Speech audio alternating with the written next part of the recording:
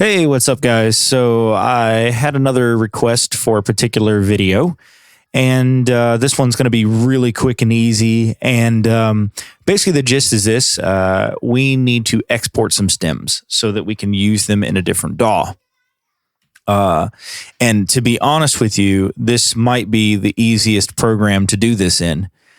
So here we have the exact session that we need. And so what I would normally recommend to do is use your start marker and end markers to set the range of what you're doing. So the first thing I'll show you how to do is to do that. So go ahead and you can see here, I can take my tool and pull this over to lengthen this out. And when you do, you see all the extra hidden things up here.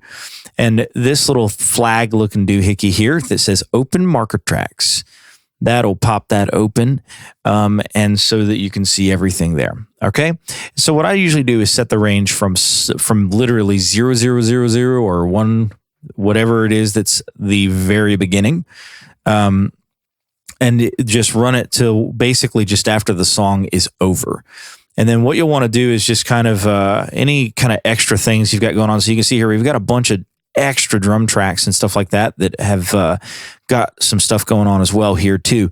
So we're going to export every bit of this. And one of the things that I'm actually going to do and make sure of as well is that with all of this stuff going on here, I don't want to make sure, I want to be sure that I render all of this stuff with no plugins, because I don't know what the other person necessarily is going to want to do. So I'm just going through here on the regular mixer over here, and I am just neutralizing all the volumes. That way it makes the process a lot easier. I know you can't see it because I'm using dual monitors, but essentially what I've got going on over here is this right here. That's allowing me to basically work a little quicker by having this on the other screen. But I digress. So the object here is that. Now you might be wondering why beginning to end if you're new to this kind of thing.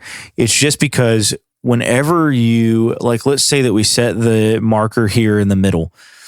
Well, unless you've specifically designated a bar that you are starting that render from and you've communicated with the other individual the tempo of the song, it's really hard to drop these things and get them exactly in the right spot. But if you render them from the absolute start, to where I can go back no farther, then all they have to do is drop the tracks into the song and they're already lined up and exactly what they need to be.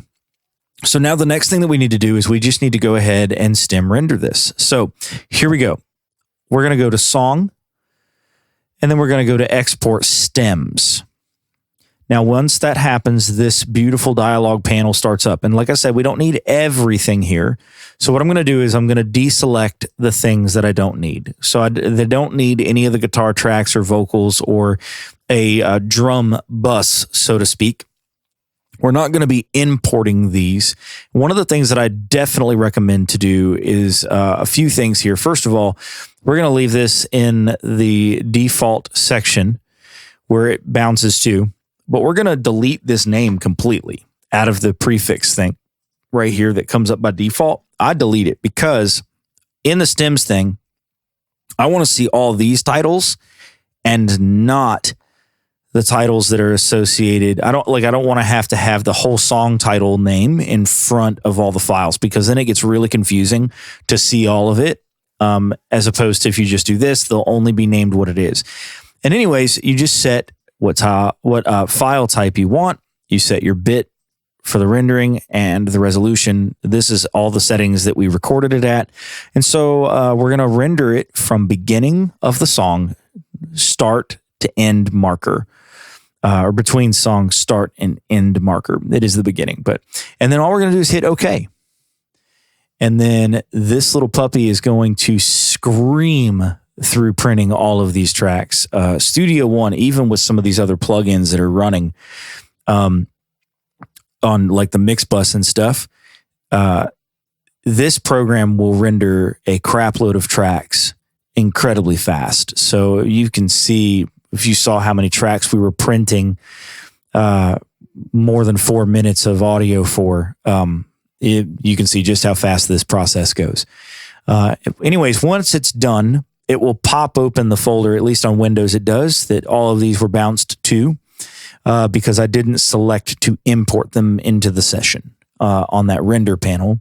And but that's all you do. And now all these files are going to be ready to be zipped up and sent off to the artist that requested these drum masters. Okay? I hope this has been informative, and that's all you need.